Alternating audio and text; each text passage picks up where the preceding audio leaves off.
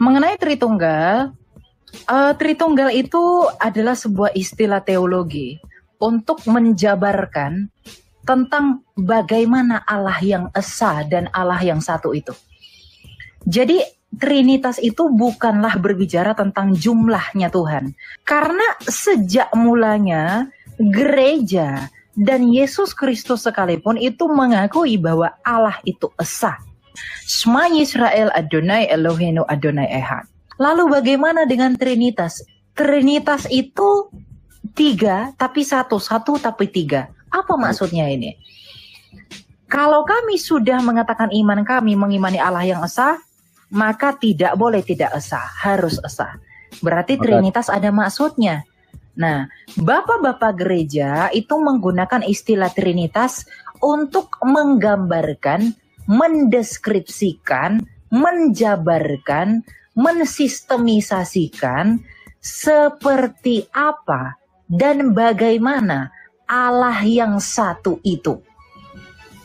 Berdasarkan pewahyuan Alkitab, ternyata Allah yang satu itu, Allah yang esa itu disebut sebagai Bapa. Kenapa disebut Bapa? Karena dia adalah pemelihara segala sesuatu.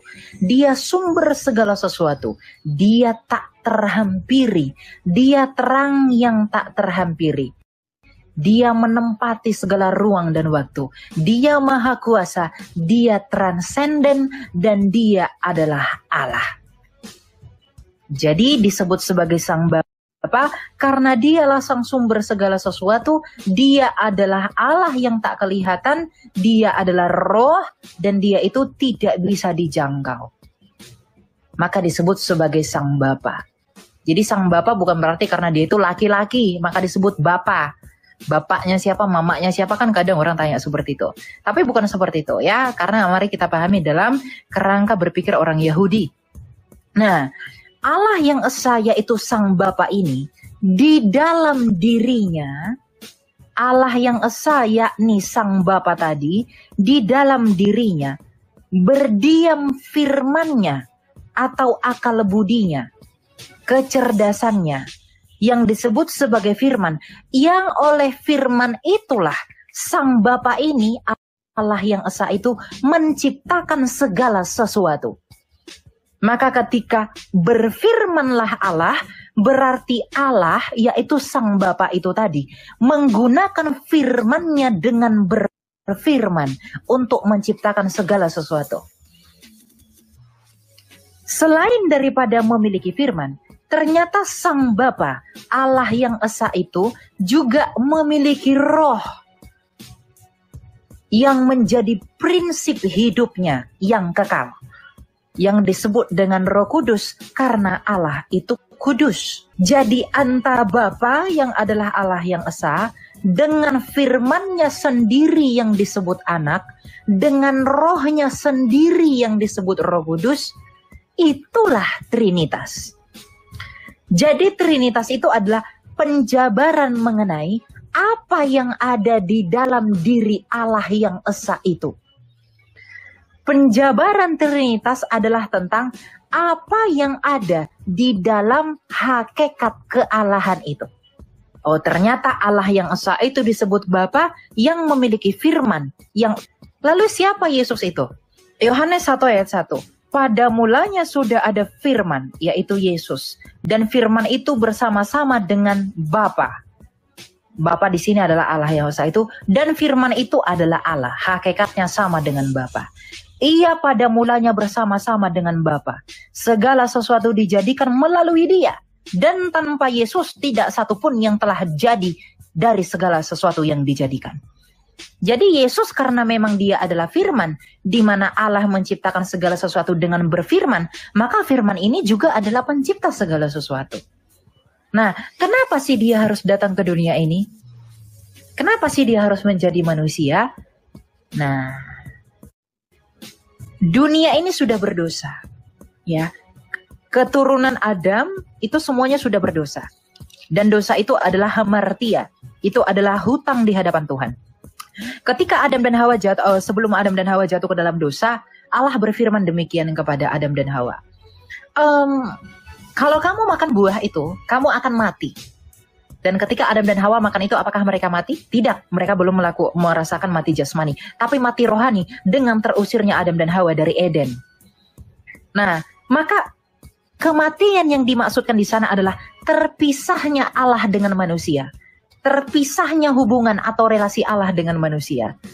Yang tadinya sorga itu bersama-sama dengan manusia, di mana Allah ada, manusia pun ada, karena manusia saat itu masih kudus. Tapi dengan adanya dosa, dengan pemberontakan Adam nenek moyang kita, maka Allah dengan manusia tidak dapat lagi bersatu karena Allah itu kudus. Maka berpisahlah manusia dengan Allah. Ketika Allah dan manusia itu berpisah, maka sesuai dengan hukum dan janji Tuhan tadi, semua keturunan Adam harus mati. Kenapa? Karena berdosa. Tidak mungkin yang berdosa itu bisa hidup kekal. Kenapa? Karena Allah itu kudus. Nah, sesuai keadilan Allah, semua keturunan Adam itu harus mati. Seluruh dunia dari zaman Adam sampai detik ini saya berbicara, tanpa Kristus itu harus mati semuanya. Kenapa? Semuanya berdosa. Dosa hutang di hadapan Tuhan dan upah dosa adalah maut. Roma 6 ayat 23. Maka semua manusia keturunan Adam harus mati di perapian. Karena itu adalah upah karena kita melakukan pemberontakan. Itu keadilan Allah. Adalah keadilan Allah kalau Adam dan semua keturunannya itu mati ke neraka. Karena itu adalah upah dosa. Tapi di sisi selain daripada Allah itu adalah adil, tapi Allah itu juga mengasihi. Dia adalah kasih. Dia tidak mau manusia ini mati. Dan dia sangat mengasihi manusia. Makanya dikatakan dalam Yohanes 3 ayat 16, karena begitu besar kasih Allah akan dunia ini, sehingga Ia mengaruniakan anaknya yang tunggal. Kamu ingat nggak di penjabaran saya sebelumnya? Yang disebut anak itu siapa? Nah, makanya nggak boleh dipotong. Yang disebut anak itu siapa? Firman-Nya sendiri.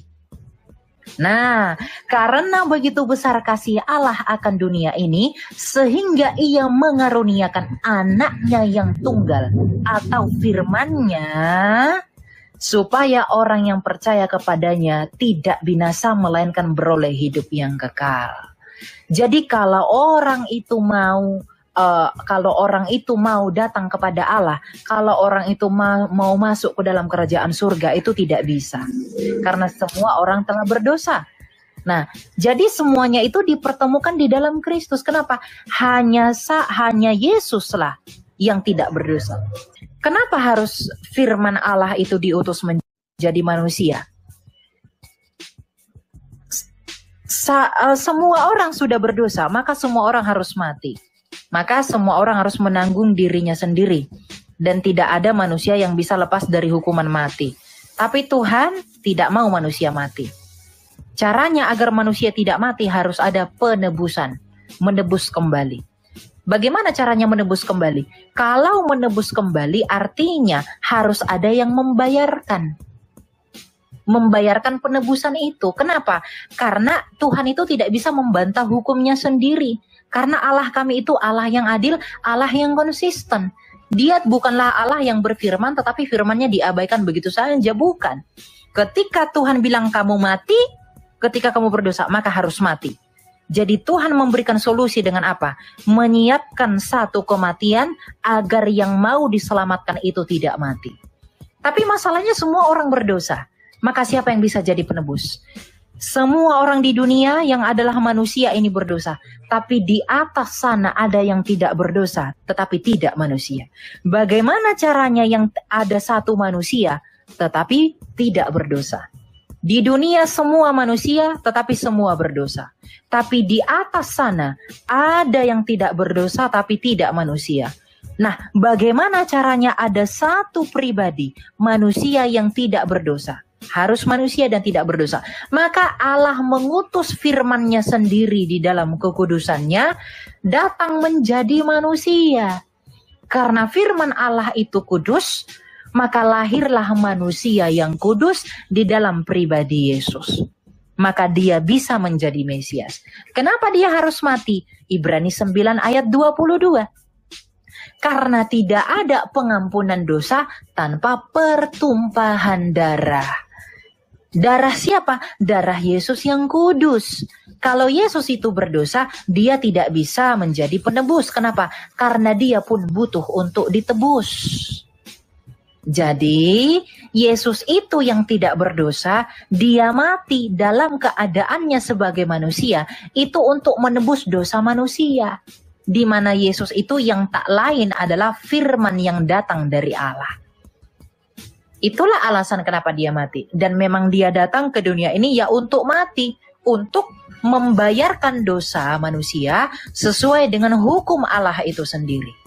Allah itu tidak mengutus dirinya sendiri, bukan. Dia mengutus firman-Nya, akal budinya menjadi manusia. Bukan dirinya, bukan Sang Bapa. Jadi Sang Bapa itu mengutus pikirannya ke dunia, menambahkan kodrat manusia, maka manusia itu menjadi kudus. Maka lahirlah Yesus Kristus. Makanya ketika Yesus berkata, siapa yang bisa menunjukkan aku berdosa? Tidak ada. Bahkan Pontius Pilatus berkata, aku tidak menemukan kesalahan pada dia. Jadi Yesus memang datang untuk mati. Tujuannya untuk apa? Melakukan penebusan. Sesuai apa Elia? Sesuai hukum Allah sendiri. Hukum Sang Bapa. Karena tanpa pertumpahan darah tidak ada pengampunan dosa. Itu hukum Allah. Dan Allah tidak bisa membantah hukumnya sendiri.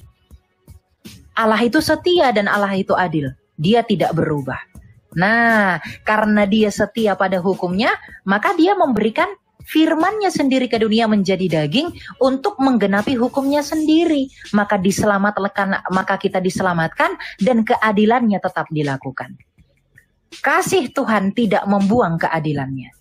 Keadilannya tetap terlaksana di mana ada kematian di dalam pribadi Yesus Kristus, tapi kasih-Nya juga dinyatakan di mana di dalam kematian itu terdapat keselamatan yang dianugerahkan bagi setiap manusia yang mau datang dan percaya kepadanya. Oleh karena itu Yesus berkata, sebab jikalau kamu tidak percaya bahwa akulah dia, Mesias, kamu akan mati dalam dosamu. Jadi Yesus memang Mesias, pembebas seperti Musa, tetapi pembebas dari dosa. Kenapa Yesus harus disalib? Kenapa dia mati? Tujuannya memang untuk mati. Agar orang yang percaya kepada dia tidak mati. Karena Allah setia pada hukumnya yang menuntut semua manusia harus mati karena dosa. Tapi karena kasih-Nya, ia tidak mau kami mati. Maka ia menyediakan anaknya yang tunggal untuk mati, agar kami tidak mati. Amin. Itu alasannya. Jadi kalau orang mengolok-olok kok Tuhanmu itu, Yesusmu itu mati, kami bangga. Yes. Ayat Alkitab berkata apa? Adalah sebuah kebodohan. Pemberitaan salib adalah kebodohan bagi mereka yang ditentukan untuk binasa. Tapi bagi kami yang percaya kepada pemberitaan salib, itu adalah sebuah kemenangan. Amen. Kekuatan. Karena di dalam salib itu karya Tuhan dinyatakan. Ya. Makanya gak heran di perjanjian lama, orang Yahudi itu selalu memercikkan darah ke atas tutuk pendamaian untuk pengampunan dosa. Darah hewan itu selalu dipercikkan agar dosa mereka diampuni. Tapi apa kata penulis surat Ibrani? Karena tidak mungkin darah hewan menghapus dosa manusia, maka harus manusia.